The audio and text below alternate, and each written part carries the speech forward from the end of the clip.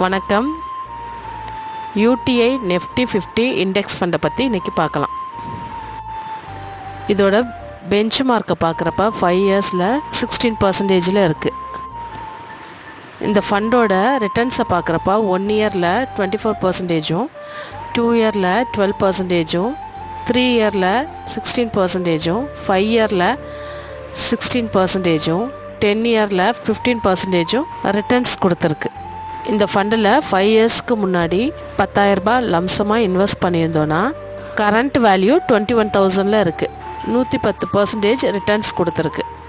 Last 3 இயர்ஸோட risk ratio பார்க்குறப்ப standard deviation, beta, sharp ratio எல்லாம் எக்ஸலண்ட்டாக பர்ஃபார்மன்ஸ் பண்ணியிருக்கு. Standard deviation 14.5%, beta 1%, sharp ratio 0.67% returns கொடுத்துருக்கு. இந்த ஃபண்டோட போர்ட்ஃபோலியோவை பார்க்குறப்ப நெஃப்டியில் உள்ள 50 ஸ்டாக்ஸில் மட்டும்தான் இன்வெஸ்ட் பண்ணுவாங்க. லார்ஜ் கேப்பில் 80%, மிட் கேப்பில் 3%, அதர்ஸில் 17% இன்வெஸ்ட் பண்ணியிருக்காங்க. இந்த மாதிரி இண்டெக்ஸ் ஃபண்டெல்லாம் 12 to 14% தான் எதிர்பார்க்கலாம். இந்த ஃபண்டில் எஸ்ஐபி வழியாக மாதம் 1000 ரூபா இன்வெஸ்ட் பண்ணியிருந்தோன்னா 5 வருஷத்துக்கு 60,000 ரூபா இன்வெஸ்ட் பண்ணியிருப்போம். அதோட கரண்ட் வேல்யூ 94,000 ரூபாயா இருக்குது. கிட்டத்தட்ட 57% லாபம் கொடுத்துருக்கு. என்ஏவி 149 ரூபாவில் ட்ரேட் ஆகிட்டுருக்கு. இதோட ஃபண்ட் சைஸு 15,000 கோடி. எக்ஸ்பென்ஸ் ரேஷியோ 0.21% இருக்குது. கிறிசில் ரேங்கில் 4 ஸ்டார் ரேட்டிங்கில் இருக்காங்க.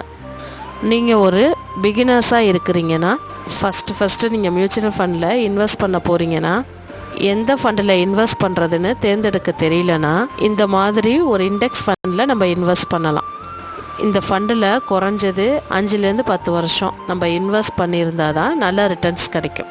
இண்டெக்ஸ் ஃபண்டில் நிறையா ஃபண்டு இருக்குது. இதில் நம்ம எப்படி தேர்ந்தெடுக்கிறதுனா, ட்ராக்கிங் எரர், இந்த ஃபண்டு எவ்வளோ வருஷமாக இருக்குது, எவ்வளோ ரிட்டர்ன்ஸ் கொடுத்துருக்கு, எக்ஸ்பென்ஸ் ரேஷியோ கம்மியாக இருக்கா, இந்த பேராமீட்டர் வச்சு தான் இண்டெக்ஸ் ஃபண்டை தேர்ந்தெடுக்கணும்.